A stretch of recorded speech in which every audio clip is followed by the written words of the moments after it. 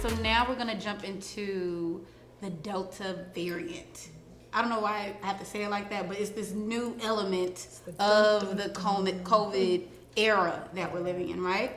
So some questions regarding it. So, Dr. Jasmine, what is the Delta variant? Well, let's take a step back and think about the virus itself, the COVID-19 virus. Think of it as this, the picture we've seen a ton of times. So a ball or a sphere with spikes coming from the surface. Those spikes are what the virus uses to enter cells and causes an infection. So a lot of the variants that we know of, they're mutations or changes in the types of proteins that are found on the spikes. So sometimes when mutations or changes occur, it might make the virus more infective. So in the case of the Delta variant, we know that it is more easily transmissible. And we're concerned because for those who aren't vaccinated, if they come in contact with someone who is positive with the Delta variant, they're more likely or they're able to acquire COVID a lot easier. And so that's why, at least in the health department, we're talking about trying to vaccinate as many people as possible, because anytime a person has the risk of becoming infected, and if they do have an infection, the virus has the opportunity to mutate even more. And so we're concerned that there might be a mutation one day that develops where the vaccines aren't effective against. Yeah, because I was going to So it's ask. a race. I was going to ask, so the difference between, other than it being more transmissible, but the difference between the Delta variant and the COVID-19 virus, is there a difference as far as how it shows up, the maybe long-term effects, or the actual sickness that your body will go through? Well, the symptoms are the same. We know that we've seen that I think more children are getting infected. For those who are at high risk, we have concerns because it's so easily transmissible.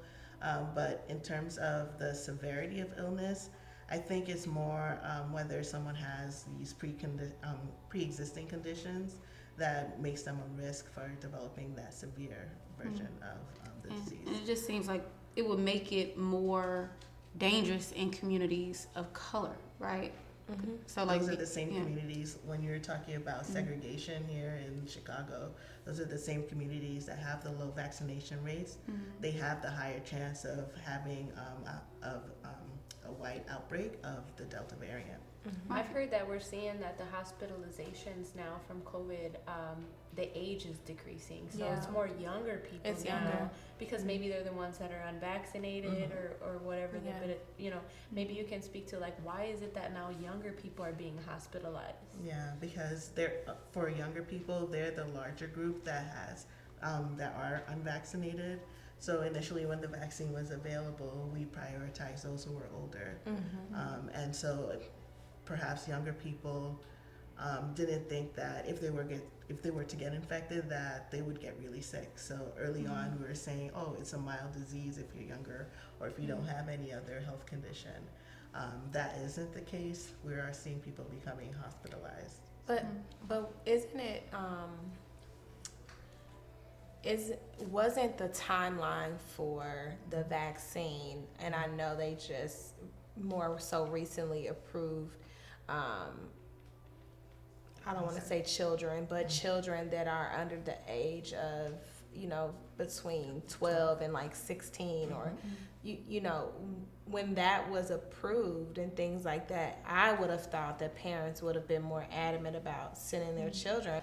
But now my concern is the really little people, because they're in school. Schools are opening back up.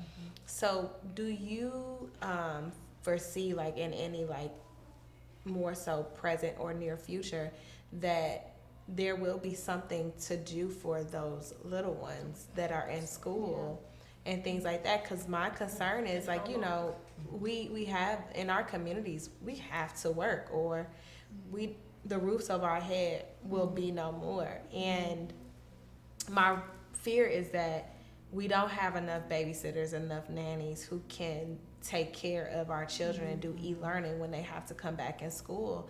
So now the question is when do you project that possibly that this vaccine will be readily available for those who are maybe not 2, but at least between 3 and 10, or that still very vulnerable age group? Yes. Yeah. So the same process it took to approve, or even under emergency circumstances to use the vaccine, is still being followed for those in the younger age group. So we are watching studies to make sure that it is safe. Things we need to figure out, or the scientific community has to figure out, is what's the appropriate dosage for those who are younger, because children aren't just small adults, so some dosage changes have to be made. So could you see it becoming like one of the mandatory vaccines that a lot of humans receive when they're born or when they're children? So do you see it maybe going that route to where it's just one of the required vaccinations for a young baby to toddler to infant? Once it's approved, I don't see a reason why it wouldn't be. When you think about for hospital workers, the flu shot is mandatory in many hospital systems or clinic systems. To enter school, there are a series of vaccines that children must receive before they can step into class. And that's constantly revisited every year. So I don't see why not. COVID is here to stay. What we can do is try to protect ourselves. In addition to the vaccine, we also must go back to basics.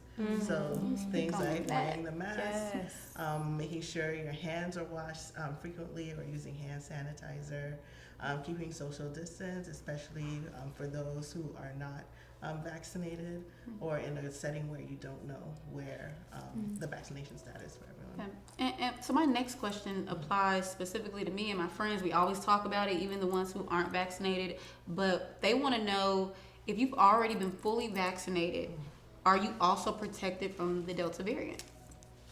So you have protection. So studies have shown that the vaccines in the U.S. that are available are effective against the Delta variant.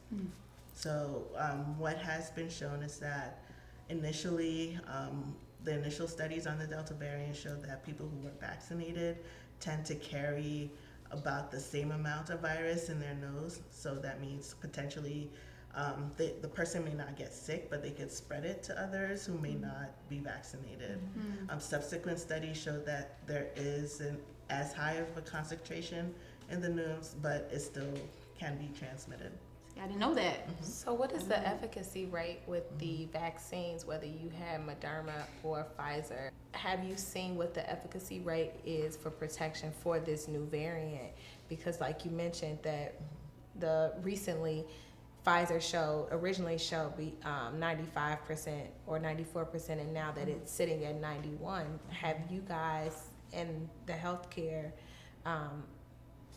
area, have you guys been able to see what the efficacy rate is between whether it be Pfizer, Moderna, or Johnson & Johnson with this new variant? Like, what is the efficacy for people who have been fully vaccinated? It is a good question. I don't know the answer to that, but to look for the answer, you can go onto the CDC website. Okay. There's lots of information about the vaccines available there. Okay. And you already answered this as far as like social distancing, wearing a mask, and washing your hands. But how can we still even more so better protect ourselves and our families from interacting or crossing paths again for some, or crossing paths at all with the Delta variant and COVID-19? Well, if you're going to be in a group setting, you can ask ahead of time if people are, the people you're meeting are vaccinated. It's okay to be vocal about your stance about whether or not you're interacting in a place that doesn't allow for social distancing. If you're interacting with people who aren't vaccinated, you could spend more time outdoors while the weather is nice, because we know that with increased circulation, the ability to transmit is lowered. Okay, awesome. Great to know. Ooh, them Chicago winters. Yeah. I shouldn't smile when I say that, but The hawk is coming. right, it's coming. Winter's coming. But that's a great transition into the next question, which is about breakthrough infections, right? So can you explain to us and our viewers what is a breakthrough infection? So a breakthrough infection occurs when someone who is fully vaccinated, so that means if you're receiving either the Moderna or Pfizer vaccine after you received your second dose, 2 weeks after you received your second dose, or if you received the Johnson & Johnson vaccine 2 weeks after you received that one dose. So you're fully vaccinated, and then you do develop COVID after that. That's considered a breakthrough case. So if I did all those steps and I still got the infection, did the vaccine not work? Or did I do something wrong? Or Absolutely like what's the not. So, protocol for that? so remember I was saying a few percentages earlier. So the vaccines, 91% or 95% or 94% effective. So that means there's a small group of people who receive the vaccine who will go on to develop COVID. However, the vaccines have shown that, the studies for the vaccines have shown that people do not, for the most part, develop severe disease. So you're less likely to be hospitalized, less likely to be put on a ventilator if you receive the vaccine and later on develop COVID. Okay, so then another question would be, so for somebody, and I apologize if you're repeating yourself, but for someone who might say, what's the benefit of being vaccinated if I could still get it? What would you say to that person? It decreases your chance of getting it, and if you do get infected with COVID after you're vaccinated, your chances of being hospitalized in a traumatic way. You should watch some of the documentaries of people who are in the hospital. Being put on a vent is not something to be taken lightly. Remember back stories coming out of New York about people or hospitals running out of ventilators. You don't want to be in a situation where you need a ventilator and there isn't one available for you. So then another question just regarding breakthrough infection. So why would you say cases have been rising although people are vaccinated, or more and more people are getting vaccinated? We're seeing that cases are rising among people who are unvaccinated. So the great majority of the people who are hospitalized, they haven't been vaccinated. And so that's why, again, for the health department, we're also trying to share as much information about the vaccine, answer people's questions so they feel comfortable to receive the vaccine. Yeah, like the longer people go unvaccinated, the longer the virus gets to live on and mutate into other variants that become more severe and more easily transmittable, right? So, like she said, it's a race, you know, and we have to treat it like a race. So that means we need to have a sense of urgency right now. Otherwise, we're not going to win, you know. And this is a humanity issue, and I think for everyone, we have to think a little bit more globally what's going on with the world. Over 4 million people have died from this pandemic. And it's a lot of countries out there that don't have access to vaccines. Cuba doesn't even have access to syringes, even though they have vaccines. And I think we just need to check our privilege a little bit and make sure that we're taking into consideration the many people who are suffering right now. And get it while it's available. I've even heard cases of hospitals having to dispose of vaccines that went unused. Which is absurd to me. The one that I've heard recently is people are trying to buy vaccination cards to prove that they're vaccinated. It's like, so you rather pay for a vaccination card than get a free vaccine. Something that's free. It doesn't make sense, but Yeah. Okay, well then, so I hope they know that's illegal. Oh yeah, Yes, and we haven't right? even gotten to. We don't even know what the repercussions are going to be. Right. Like we don't even know that, right? right.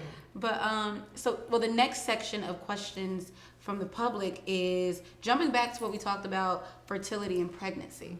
So one question is, if I'm pregnant, should I wait to get vaccinated? Is there a specific time frame, first trimester versus second trimester, which would be the best time to get vaccinated? Yeah, so for a person who's pregnant, the right time to get vaccinated against COVID is right now. So as soon as your next appointment, you're able to get your appointment with your medical provider, you can get vaccinated. There isn't an appropriate or perfect window of time during your pregnancy to receive the vaccine. Just get it as soon as possible. Good to know, because it could be even worse if you're pregnant Yeah. and catch COVID The or the Delta variant. Yeah, the American College of Obstetricians and Gynecologists, they approved the vaccine for women or people who are pregnant. Awesome. So follow up, if I'm fully vaccinated with young children, will breastfeeding help to protect them from COVID-19? So yes, studies have shown that for people who have received the vaccine and then are breastfeeding, they're able to pass their antibodies, which is their immune system's defense after you've received the vaccine. The antibodies are able to be passed to the child who's being breastfed. And so that's Magic a milk. Right, this that liquid gold. Yes. I just love to hear that response because I know so many moms that are nursing, and it's just like you're still protecting your baby as much as possible doing so, and that it's just it makes my heart smile to hear that. But then I have another follow-up question with that then. So what if you are at the process of breastfeeding and you contract COVID? Should you continue to breastfeed? Well, you can continue to breastfeed. The official recommendation is try to make sure that when you are in close contact, to make sure you're covering your nose and your mouth to decrease your chance of actually passing on. So say you're a mom that's pumping, and just how we talked about the vaccine giving antibodies passing through, does that kind of have the same play on that if I am a nursing mom that has COVID and say I'm not close proximity but I am pumping and my child is still receiving breast milk, does my child get some sort of an antibody even though I am sick? So as you're sick, you are developing antibodies. So if you have antibodies while you're fighting off the infection, that will get passed on to the child and will be protective. So when it comes to the virus itself being passed in your milk, there's very low chance that could happen. There is a chance, but very low. And so in cases like that, we think of risks versus benefits. And so developing child, especially a newborn, the benefits of receiving breast milk, it outweighs the risk. Okay, that's good to know. Thank you. Good to know. And so then the next and last section of questions from the public is in regards to self-care and grooming. All right. So the question, I don't know why I said grooming like that, but the next question is it true that COVID-19 can affect hair and nail growth? Referring to Drake's recent comments about how COVID-19 caused hair loss on his little heart that he had drawn on his head. Where's the album?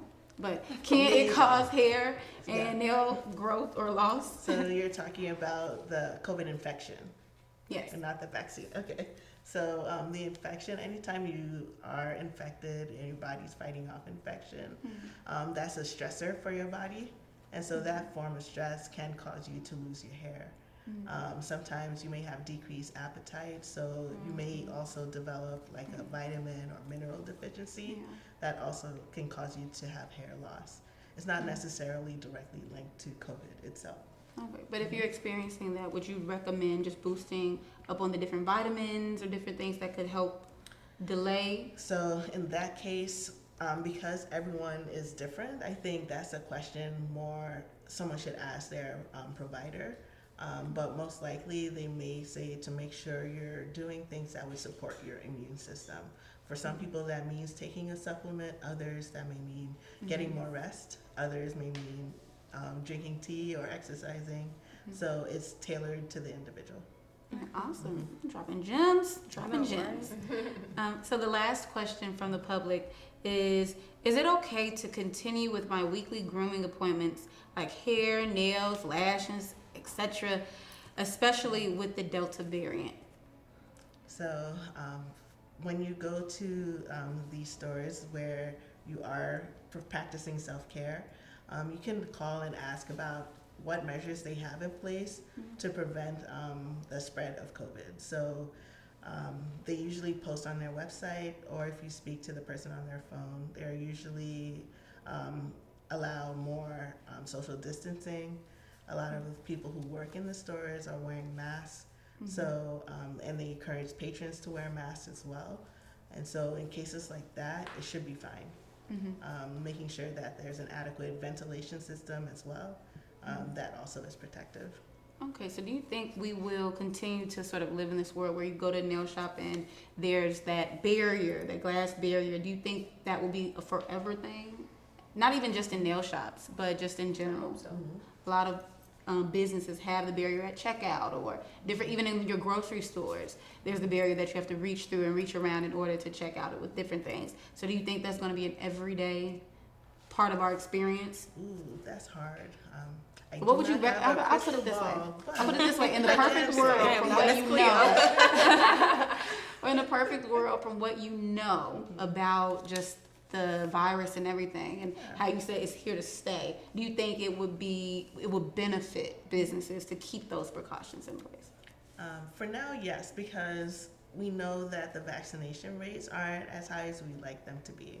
So as long as there's a large segment of the population that is unvaccinated, that does increase the risk of the virus mutating or some new variant developing.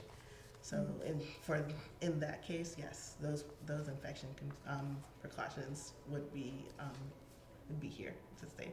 Okay, awesome. Well, great to know. I don't know if our other two panelists might have some questions they want to throw in before we wrap, but this has been amazing. yeah, I do have a question. I know that one big thing, in the beginning of the pandemic was a part of everyone's self-care was amping up on vitamins. What vitamins do you suggest based off of what we know about building a healthy immune system, the benefits of different vitamins like vitamin D, D3, oil of oregano, like those things? If you had to give us about 5 power vitamins, what would you say that they are? For women. Again, it has to be tailored to the individual. For some people who take supplemental vitamins, it may be harmful to them. Okay. So in general, there are vitamins that are known to be helpful for the immune system. So vitamins like vitamin C, vitamin D also has been shown to help boost the immune system, especially for those who are fighting off COVID. Minerals like zinc or magnesium, but again, check with your provider to make sure that your natural levels of those aren't too high or too low, because too much of a good thing can also be harmful. Yes. Yeah. So the arching point is go to the doctor. Yeah, that's the main Which thing. I think is a good start. Like you said, Yeah. it's a good start is introducing the doctor's office to people, which is Right. good. And another concern in our community is getting people out to be involved in the healthcare system and actually going to set appointments and knowing, like you found out you said you, asthma. Oh, I've had Yeah, asthma asthma, for so long, but Yeah. And one thing that we've learned about this virus is that it doesn't matter how healthy you think you are. no, it doesn't. It doesn't matter how much in shape you are, how good of a diet you have. It can still affect you, your family, your loved ones, even if it doesn't take you out. Yeah, no, I've seen people who were what was considered a picture perfect health, and they succumbed to COVID-19, and it's been the saddest thing to watch and just to hear, not just in our communities but throughout the nation in general, and in those third world countries that don't have the access we have, and what is good health now Right. is the real So- question. So then I think what we'll have time to do is just maybe any final last words from everybody regarding COVID-19 and the vaccination before we wrap up. Would you like to go? Sure. Again, I just challenge us to think globally and think about who we are as people of color and what that means for this country, and what our presence and us continuing to be alive, how important that is for future generations. And also just, we don't have to come outside of ourselves that much to make this decision, because it affects all of us personally. It affects the people around us, but it affects us. So it's a decision that I think it deserves attention. Again, I think we all need to have a lot of grace with ourselves and with each other as we go through this, because we've already been through a lot as people of color in the world. But let's get through it together, and let's keep having these conversations with our family members, because that's what it's going to take. Just like it took us having conversations to get people out to vote. It just takes us continuing to have the conversations. Impressing one. Thank you. All right, Lauren, any final words or thoughts? Make informed decisions. And like we said, I think the word here has been grace.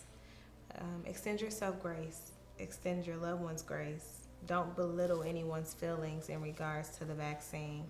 Try to active listen and hear with intention, and to teach with compassion.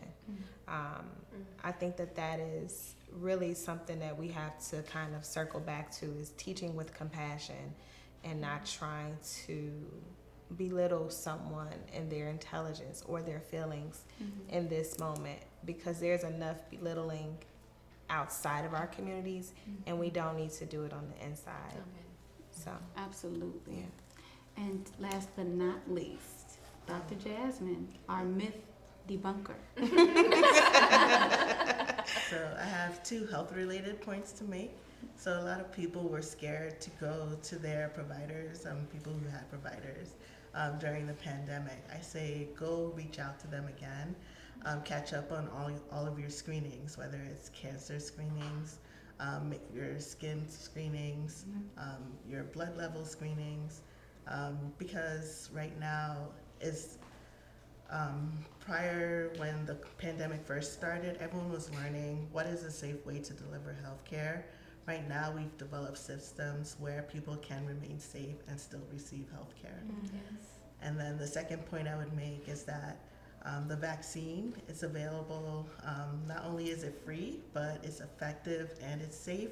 So if you have additional questions, feel free to reach out to the health department, reach out to your provider, reach out to someone with a medical or public health background to answer your questions. Awesome. We'll make informed decisions. And don't rely on social media. Do not rely on social media. Anybody's a doctor on social media. technically, that's the real bad news. Or fake news. Is that what it is? Exactly. So my main thing would just be let's just get vaccinated, and in making informed decisions, continuing to educate ourselves so that we're able to educate others. And that's, like you pointed out, it takes community to make and leave an impact. So, Absolutely. That's well, right. thank you, ladies. Yes, thank you. Thank you. Thank you. Great job moderating. Thank you all so much for joining us and contributing to this real conversation on an issue that impacts our communities in a very real way. We'd like to thank Lauren King, Tanya Lasano, and Dr. Wilnice Jasmine, and a special thank you to That Color Nails for hosting this conversation. Thank you to the City of Chicago and the Chicago Department of Public Health for having me join and connecting with our communities to have this important conversation. I'm Portia King, and thank you for checking out this conversation and becoming better informed and educated on the facts about the COVID-19 vaccine. Thank you. Thanks for having us. Oh, it's been a pleasure.